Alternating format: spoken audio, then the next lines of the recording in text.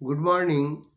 ওয়ার্ল্ডের সমস্ত মার্কেট পজিটিভে চলছে। ন্যাসডাক, ডাও জোন্স, এস&পি, ক্যাগ, ড্যাক্স, এফটিএসি এবং এদিকে হ্যাংসেং, সাংহাই, নিকি সমস্ত ওয়ার্ল্ড মার্কেটের ইন্ডিসিস এখন পজিটিভে চলছে।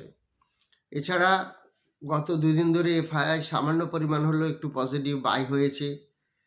এছাড়া আরও একটি নিউজ, যেটা এসজিএক্স নিফটি গতকাল রাত্রিতে পজিটিভ ক্লোজিং দিয়েছে এবং আজকেও এখন 60, 70, 80 পয়েন্ট পজিটিভে চলছে।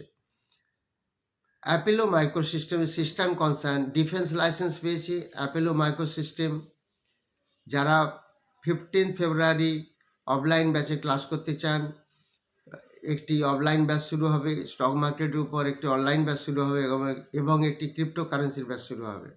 আপনারা ইনস্টাগ্রাম এবং ফেসবুক ফলো করবেন।